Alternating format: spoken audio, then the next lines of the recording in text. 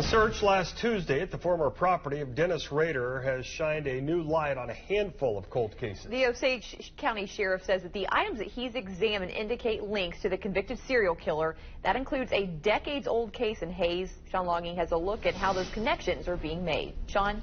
Mike Rachel, when the Osage County Sheriff renewed his search for answers in the 1976 disappearance of Cynthia Kinney, it led him to Dennis Rader, who calls himself BTK. The sheriff tells me that Rader has denied involvement in Kinney's disappearance, but that the sheriff considers him a prime suspect. The sheriff says that part of his investigation includes a review of notes in a manuscript that was collected after Rader's arrest.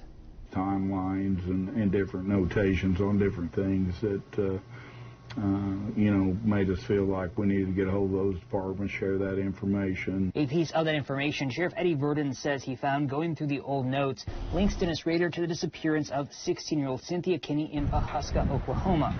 Other notation, Sheriff Verdon says, leads to other cold cases, including a disappearance nearly 40 years ago. We believe he could have been involved with one up in Hayes, Kansas. October 21st, 1983, Mary Lang, who was 31 at the time, was last seen in the afternoon while on an errand for the law office where she worked as a secretary. Her car was found with the door partially open and her purse and other items inside.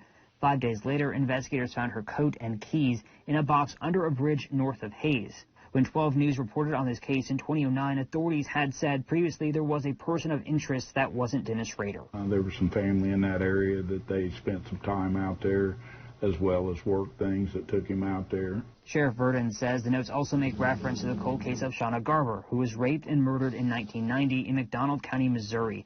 The AP reports that the McDonald County Sheriff says that Rader has denied involvement. Notations of an item taken that was not on the person that would match. There was another one. Several clues there, nothing solid.